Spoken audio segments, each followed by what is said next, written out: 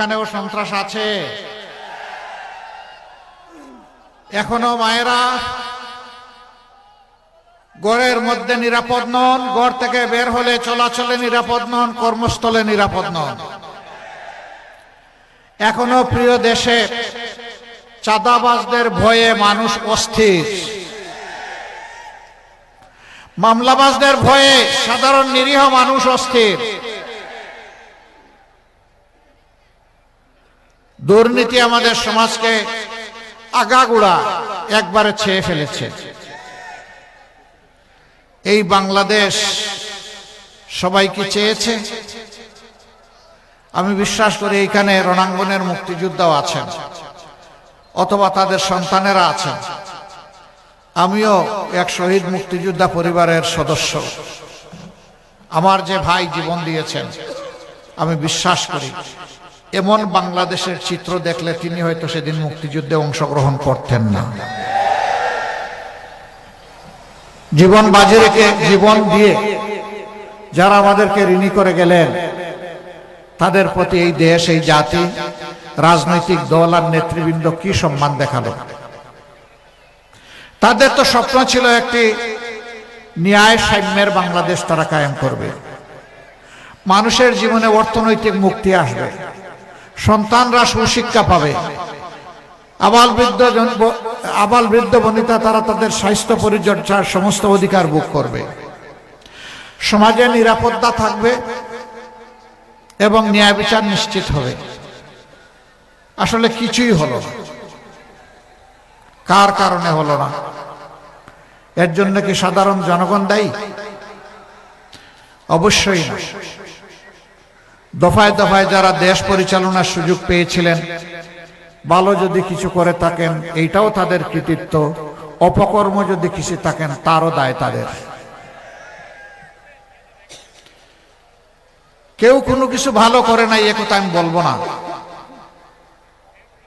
কিন্তু যে দেশটি আল্লাহ তাআলা সবুজে ঢেকে দিয়েছেন, মাটির নিচে সম্পদ আছে, মাটির উপরে সম্পদ আছে, পানিতে সম্পদ আছে, পানির নিচে সম্পদ আছে। যেই দেশে হাওড় বাওড়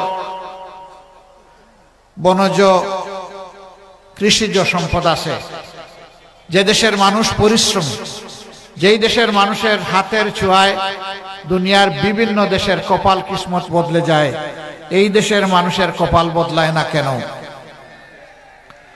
এই না বদলানোর মূল কারণ হলো অসৎ নেতৃত্ব। এরা যখন জনগণের কাছে ভোটের জন্য আসে, তখন এক একজন পীর দরবেশ আউলিয়া হিসাবে আসে। তারা আসে বসন্তের কোকিল হয়ে, বসন্তের সুবাতাস উপভোগ করার জন্য। ইলেকশনের সময় এসে উন্নয়নের একদম গঙ্গা পদ্মা, তারপরে সুরমা কুশিয়ারা বয়ে দেয়। খোয়াই নদীর কথা বললাম না, কারণ এটা মাঝে মাঝে রাগ করে। কিন্তু যখন ইলেকশন চলে যায় তখন আর খুঁজে পাওয়া যায় না। একবার এক শ্রান্ত পথিক চৈত্র মাসের দিনে দীর্ঘ মাঠ পাড়ি দিয়ে এসেছে। হাঁপাতে হাঁপাতে এক জনপ্রতিনিধির বাড়িতে উঠেছে। উঠে বলে, স্যার, আমার তো পিপাসায় ছাতি ফেটে যায়, আমাকে কিছু পান করতে দেন। তিনি তার কাজের সহযোগীকে বললেন, তাড়াতাড়ি যাও, তার জন্য কিছু পানীয় নিয়ে আস। ওই বেচারা এক জগ ভর্তি পানি আর একটা গ্লাস এনে সামনে দিয়ে বলে যে আপনি পান করেন।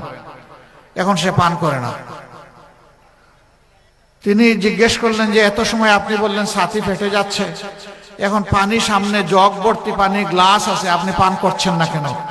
কয়, স্যার, এত বড় মাঠ পাড়ি দিয়ে চৈত্র মাসে আসছি এই পানি পান করার জন্য। কয়, তাইলে কোন পানি পান করতে আসছেন? ওই যে ইলেকশনের সময় যে আমাকে পান করাইছিলেন, যে পানি ফুস করে উঠেছিল। কয়, ওই পানি খাইতে হলে আরো 5 বছর অপেক্ষা করা লাগবে।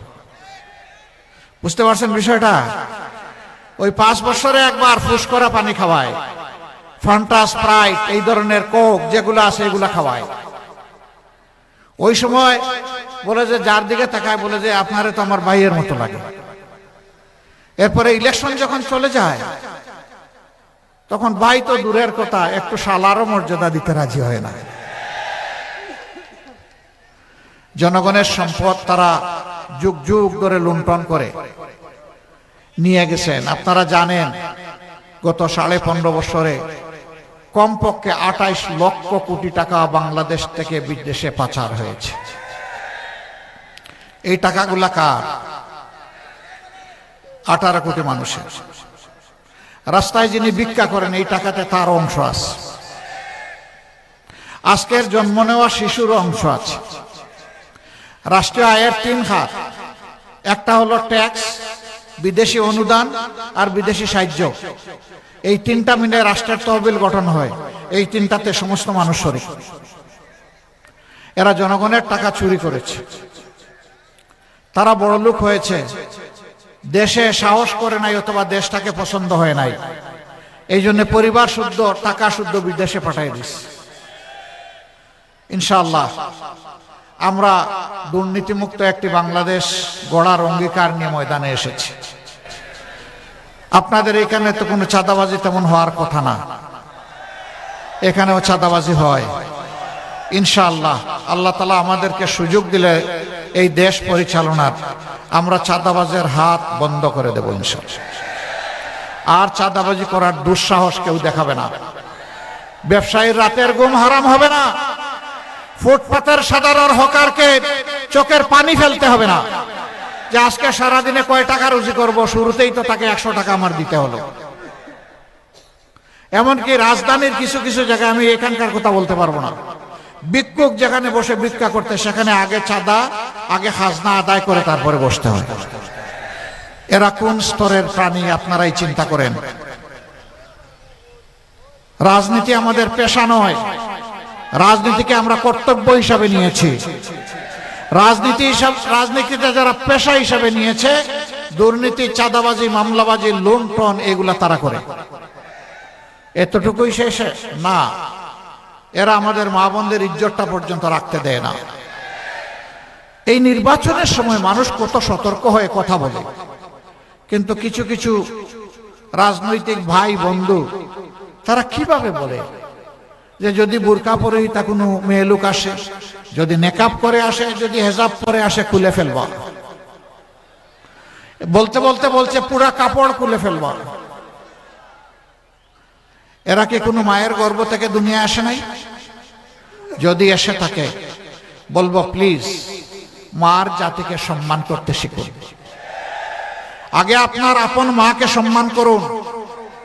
যদি আপনার মাকে সম্মান করার শিক্ষা আপনি পেয়ে থাকেন, এই দেশের 9 কোটি মাকে আপনি সম্মান করতে পারবেন। আর নিজের মাকেই যদি সম্মান করার শিক্ষা না পেয়ে থাকেন, দুর্ভাগ্য আপনার। আমরা এই ভাই বন্ধুদেরকে বলবো প্লিজ এই অপকর্ম থেকে বিরত থাকুন।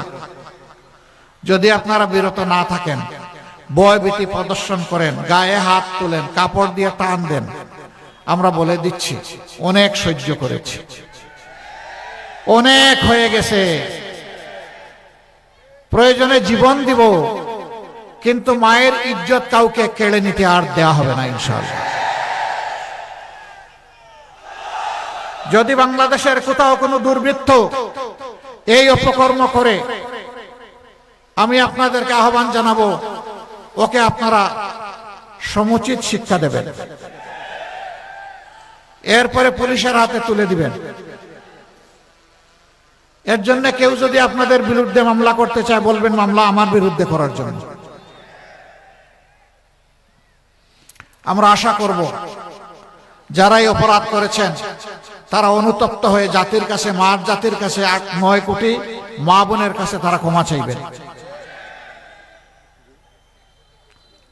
সম্মানিত ভাইরা, আমাদের অঙ্গীকার খুবই স্পষ্ট। আমরা ন্যায় বিচার সমাজে কায়েম করার পক্ষে। আল্লাহর হুকুমের কথা বলেছেন হযরতুল আল্লাম আমাদের বানিয়াচং আজমিরগঞ্জের, যিনি ইনশাআল্লাহ সংসদ সদস্য পদ প্রার্থী, আব্দুল বাসিত আজাদ সাহেব।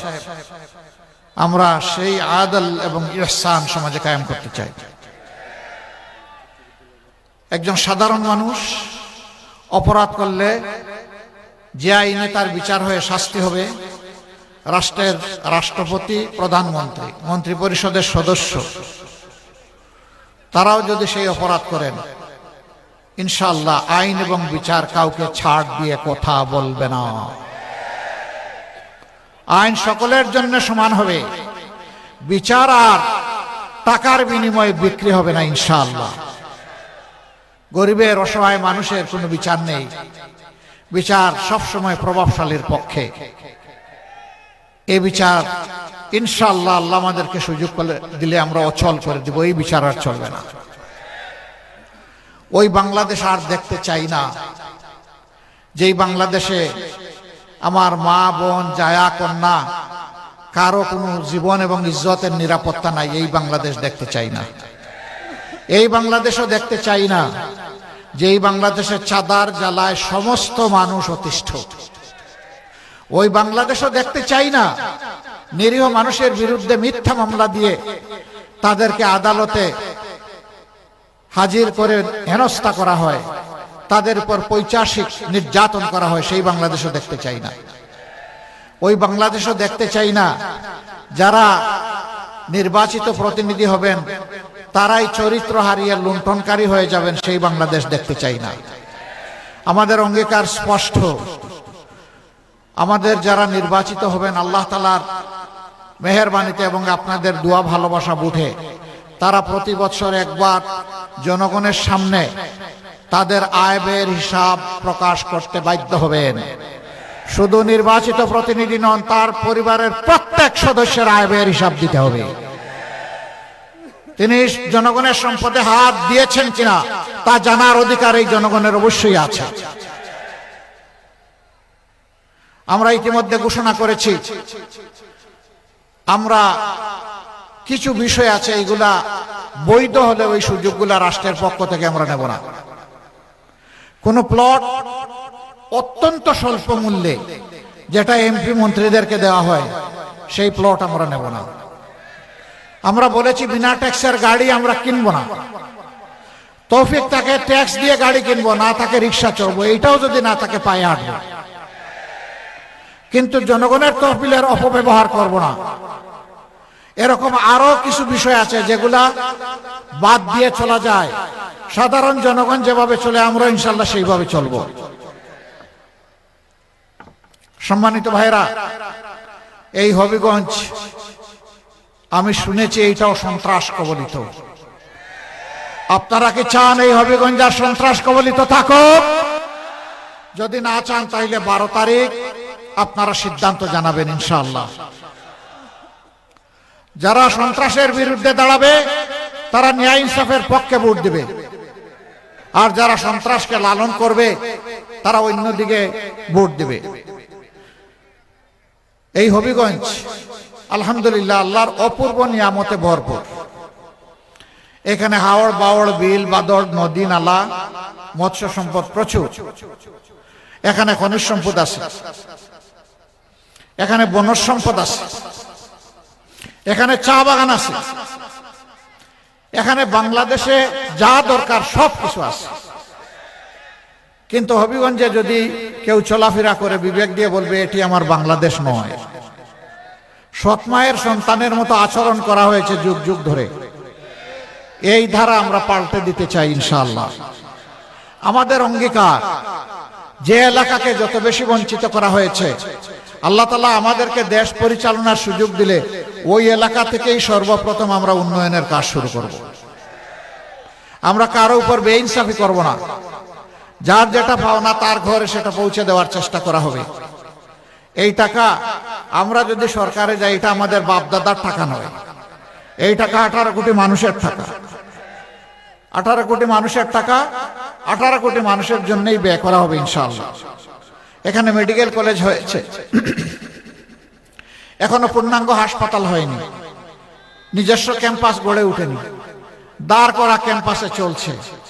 দিন তো অনেক চলে গেল, বছরও অনেক চলে গেল।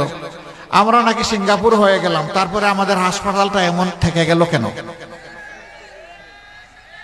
ইনশাআল্লাহ আল্লাহ আমাদেরকে সুযোগ দিলে পূর্ণাঙ্গ মেডিকেল কলেজ হবে এবং মানসম্মত নিজস্ব ক্যাম্পাসের হাসপাতাল গড়ে তোলা হবে।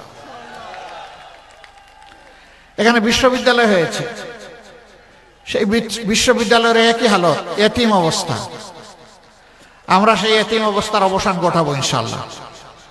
এবং বিশ্ববিদ্যালয়গুলো শুধু কাগজের সার্টিফিকেট তৈরির কারখানা হবে না, দক্ষ জনবল তৈরির কারখানা হবে, যারা দেশ গড়ার কারিগর হবে ইনশাআল্লাহ।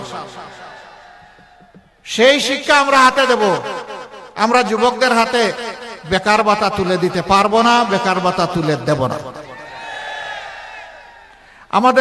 আমাদের যুবকেরা কারো কাছে বেকার ভাতা চায় না, তারা চায় তাদের হাতে মর্যাদা দেওয়া হোক, তাদের হাতে মর্যাদার কাজ তুলে দেওয়া হোক।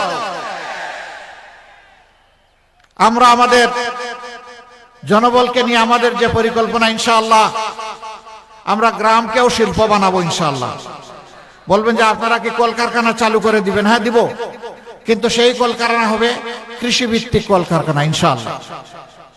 সেখানে শিক্ষিত যুবকেরা মেধা যোগ্যতা দিয়ে গ্রামের চেহারা পাল্টে দিবে, আনন্দের সাথে মা বাপকে নিয়ে বসবাস করবে, গর্বিত হয়ে বলবে আমি বাংলাদেশ এবং এটা আমার বাংলাদেশ।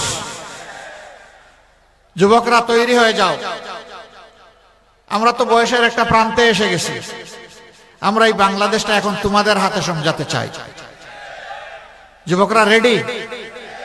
দেখি কারা রেডি, হাত তুলেন। ও মা, সবাই দেখি যুবক। তাহলে ইনশাআল্লাহ আমরাও সবাই যুবক ইনশাআল্লাহ। আমরা সবাই মিলেমিশে কাঁধে কাঁধ মিলিয়ে হাতে হাত মিলিয়ে এই বাংলাদেশকে গড়বো ইনশাআল্লাহ। সম্মানিত ভাইরা এবং আমার মা বোনেরা, আমরা সেই বাংলাদেশটাই চাই যেই বাংলাদেশের শিশুও বলবে এটা আমার বাংলাদেশ, আবাল বৃদ্ধ বনিতা বলবে এটা আমার বাংলাদেশ।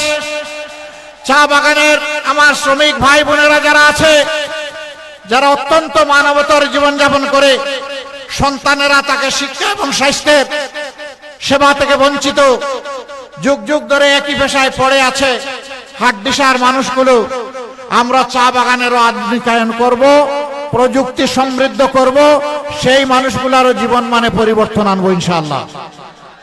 তাদের একটা সন্তানও শিক্ষার আলো থেকে বঞ্চিত হবে না। আমরা বারবার বলে আসছি, এই দেশে বংশানুক্রমে আমরা দেখতেছি রাজার ছেলে রাজা হয়, রানীর ছেলে রানী হয়। আমরা সে দ্বারা পাল্টে দিতে চাই।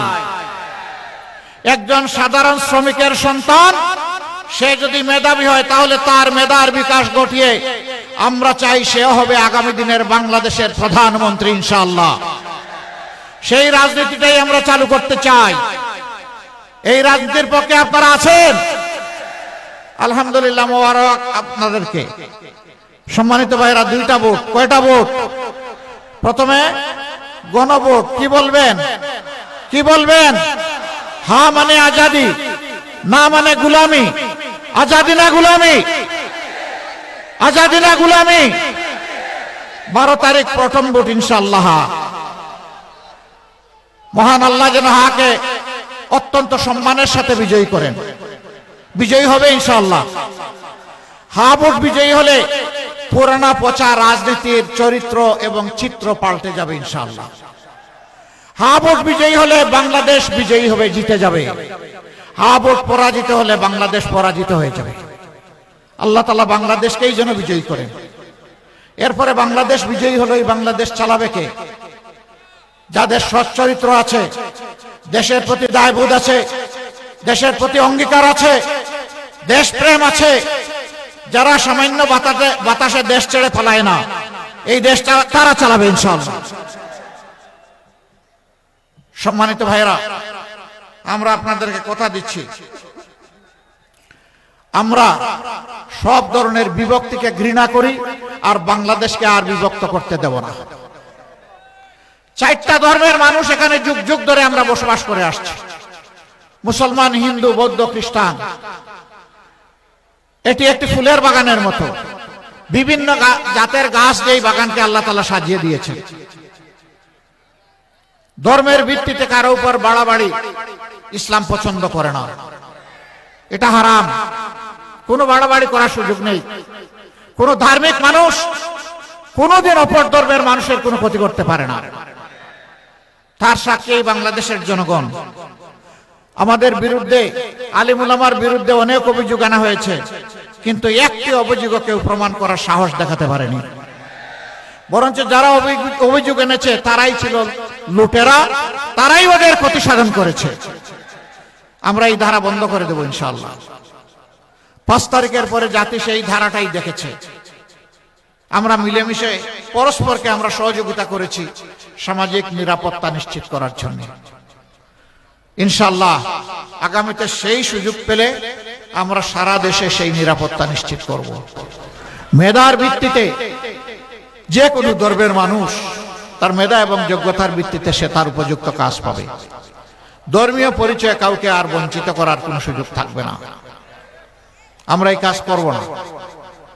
বিভিন্ন ধর্মের মানুষ আছে, তাদের ধর্মীয় আচার অনুষ্ঠান যেটা আছে তাদের মতো করে মন ভরে করবে। এখানে কেউ বাধা দেওয়ার সাহস দেখাতে পারবে না।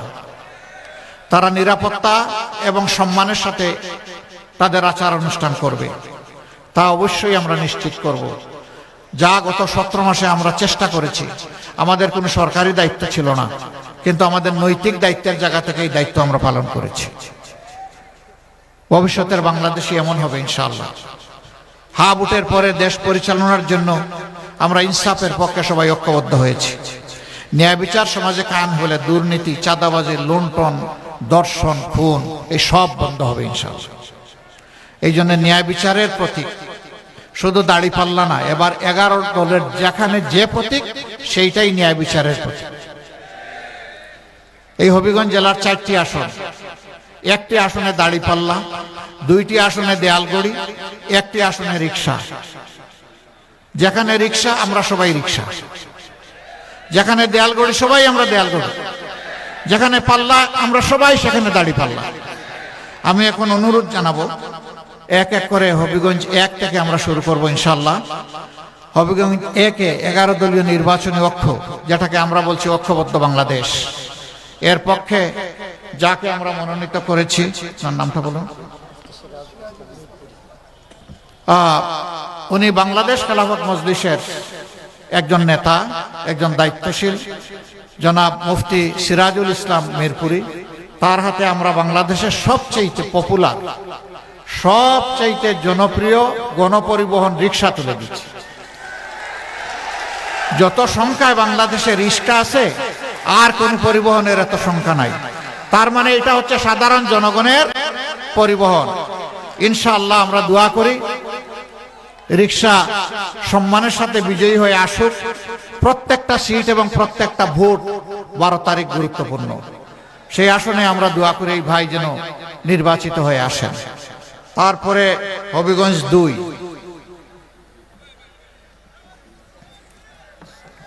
ওয়ালাইকুম আসসালাম ওয়া রাহমাতুল্লাহ। হযরতুল আল্লাম আব্দুল বাসিত আজাদ, তাকে আপনারা সবাই চিনেন আলহামদুলিল্লাহ। ইনশাআল্লাহ গড়ির কাটা 12 তারিখ ঠিক মতো ঘুরবে ইনশাআল্লাহ। সকাল সন্ধ্যা গড়ির পক্ষে জোয়ার তৈরি হবে ইনশাআল্লাহ, এবং জোয়ার ইতিমধ্যে তৈরি হয়ে গেছে। এই জোয়ারকে বিজয়ের দ্বার প্রান্তে আল্লাহ যেন পৌঁছায় দেন। এবার হবিগঞ্জ 3,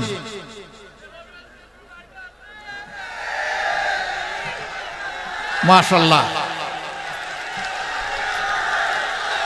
মহসিন আলী, মাশাআল্লাহ। ধরো, শক্ত করে ধরো, এইভাবে শক্ত হয় না, পুরা হাত দিয়ে এরকম ধরতে ভাই। ঠিক আছে, আলহামদুলিল্লাহ। ইনসাফের প্রতীক দাড়িপাল্লা আমরা তার হাতে তুলে দিলাম। প্রতীকের স্লোগানটা একটু পরে দিচ্ছি ইনশাআল্লাহ। আমরা দোয়া করি এই আসনে যদি দাড়িপাল্লা বিজয়ী হয়, সন্ত্রাস দূর হবে ইনশাআল্লাহ, চাঁদাবাজি দূর হবে ইনশাআল্লাহ, মায়ের ইজ্জত সংরক্ষণ হবে ইনশাআল্লাহ, সকল ধর্ম দল মতের মানুষ নিরাপত্তা পাবে ইনশাআল্লাহ, যুবকরা হাতে হাতে কাজ পাবে। আমরা বেকার বানানোর আর কোনো উদ্যোগ গ্রহণ করব না। আমরা এখন সবাইকে সরকার বানাইতে চাই ইনশাআল্লাহ। আপনারা রাজি আছেন? আলহামদুলিল্লাহ। এরপরে হবিগঞ্জ 4, মাশাআল্লাহ, আমাদের জাতীয় নেতা জনাব অধ্যাপক ডক্টর আহমদ আব্দুল কাদের। শক্ত করে ধরেন, দেখেন তো ঘড়ির কাঁটা ঠিক আছে কিনা। মার্কা আছে? কোন সে মার্কা? কোন সে মার্কা? দেয়াল ঘড়ি। ইনশাআল্লাহ 12 তারিখ জিতে যাবে। মাশাআল্লাহ, ভাই বোনেরা দলে দলে ভোট দেবে। ইনশাআল্লাহ বিজয় হবে, বিজয়মালা ইনশাআল্লাহ। মাশাআল্লাহ, এবার আমরা পাল্লার পক্ষে স্লোগান দিব ইনশাআল্লাহ। প্রতীক আছে? আছে? কোন সে প্রতীক? আস্তে করে, আরে জুড়ে হয়ে গেছে, আরো জুড়ে, জুড়ে সুরে। 12 তারিখ সকাল সন্ধ্যা মা বোনেরা, ভাই বাপেরা দলে দলে ইনশাআল্লাহ বিজয় হবে। মাশাআল্লাহ। এরপরে রিক্সা, আমরা আগেই বলেছি এটা হলো সবচেয়ে পপুলার জনপ্রিয় গণপরিবহন। এই রিক্সার বিজয় আল্লাহ তাআলা দান করুন, আমরা দোয়া করি। প্রতীক আছে? কোন সে প্রতীক? আরো জুড়ে ইনশাআল্লাহ 12 তারিখ জিতে যাবে। মাশাআল্লাহ ইনশাআল্লাহ বিজয়মালা। জাযাকুমুল্লাহু খায়রান। সম্মানিত ভাইরা, আমরা তাহলে আপনাদের কাছে 4টা আসনে সহযোগিতা চাইলাম। শেষ কথা, 4টা আসন ইনসাফের হাতে আপনারা তুলে দেন, ঐক্যবদ্ধ বাংলাদেশের হাতে তুলে দেন। সবাইকে বহু সুযোগ দিয়েছেন, দফায় দফায় আপনারা জানার পরীক্ষা নেওয়ার সুযোগ পেয়েছেন। একবার আমাদেরকে পরীক্ষা করুন। আমরা আপনাদের আমানতের পাহারাদার হব, চৌকিদার হব, সম্পদ ইজ্জত জীবনের পাহারাদার হব। এ দেশের মালিক হব না, ইনশাআল্লাহ আমরা সেবক হব। আপনারা যদি এই আমানত আমাদেরকে দিয়ে, উপহার দিয়ে সাহায্য করেন, আমরা ইনশাআল্লাহ আপনাদের আস্থার প্রতিদান দেওয়ার জন্য আমরা অঙ্গীকারবদ্ধ। আল্লাহ যেন সেই অঙ্গীকার পালন করার তৌফিক দান করেন। লিল্লাহি তাকবীর, লিল্লাহি তাকবীর। ইনকিলাব, ইনকিলাব, ইনকিলাব। মঞ্চের এই দেখেন হাদির একটা ছবি এখানে আছে। এইখানে একটা ব্যানারে লেখা আছে, আমি হাদি হত্যার বিচার চাওয়ার জন্য এখানে এসেছি। আমি কথা দিচ্ছি, শুধু হাদি নয়, আবরার ফাহাদ, আবু সাইদ, হাদি সহ তাদের যত সহযোদ্ধা আমাদেরকে জীবন দিয়ে তাদের জীবন জাতির জন্য উপহার দিয়েছে, আমরা তাদের বিচার করব ইনশাআল্লাহ। তাদের হত্যাকারীদের বিচার এই বাংলার মাটিতে হবে ইনশাআল্লাহ। এই দাবি পূরণ হবে। তবে হ্যাঁ, ন্যায় বিচার হবে, জেনে তেনে বিচার হবে না, বিচারের নামে কারো উপর অবিচার করা হবে না। ন্যায় বিচার আমরা নিশ্চিত করব। তাতে কেউ মুক্তি পায়, মুক্তি পাক, শাস্তি পায়, শাস্তি পাবে। রাষ্ট্রের বাহিনী যারা আছেন তাদের প্রতি আমার অনুরোধ, রাষ্ট্রের কর্মকর্তা কর্মচারী যারা আছেন তাদের প্রতি আমার অনুরোধ, সবাই মিলেই তো আমরা বাংলাদেশ, এটি তো আমাদের সকলের বাংলাদেশ। বাংলাদেশটা ভালো হলে আমরা সবাই ভালো থাকতে পারবো। একটা সুষ্ঠু নিরপেক্ষ অবাধ নির্বাচনের জন্য জনগণের যেমন দায়িত্ব আছে, রাষ্ট্রীয় কর্মকর্তা কর্মচারীদেরও সেই দায়িত্ব আছে। আমরা দোয়া করি তারা কোনো দলের নয়, ব্যক্তির নয়, তারা সেদিন হবেন 18 কোটি মানুষের। তারা সেদিন হবে কার? 18 কোটি মানুষের। আর আমি ঘোষণা দিচ্ছি, আমি জামাতে ইসলামের বিজয় চাই না, আমি চাই বাংলাদেশের 18 কোটি মানুষের বিজয়। সেই বিজয়ের অপেক্ষায় থাকলাম। আল্লাহ তাআলা কবুল করুন। 13 তারিখে সূর্য যেন নতুন বাংলাদেশকে পিঠে নিয়ে উদিত হয়। আল্লাহ তাআলা যেন এই জাতির প্রতি সেই রহমটুকু করেন। আপনাদের সকলকে ধন্যবাদ এবং কৃতজ্ঞতা।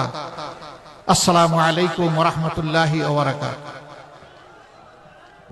প্রবাসীদের জন্য নির্মাণ হচ্ছে দেশের প্রথম স্মার্ট সিটি, যেখানে থাকছে স্কুল, মসজিদ, হাসপাতাল, সুইমিং পুল, হেলিপ্যাড, পাঠাগার, জিম, সুপারমার্কেট, শিশু পার্ক সহ সকল নাগরিক সুবিধা। মাত্র 30 লাখ টাকা বিনিয়োগে মিলছে আকর্ষণীয় ফ্ল্যাট। প্লাটিনাম ইনভেস্টরদের জন্য ঢাকা বিমানবন্দরে ভিআইপি প্রোটোকল সুবিধা। বিস্তারিত জানতে যোগাযোগ করুন স্ক্রিনে দেয়া হোয়াটসঅ্যাপ অথবা ইমো নাম্বারে।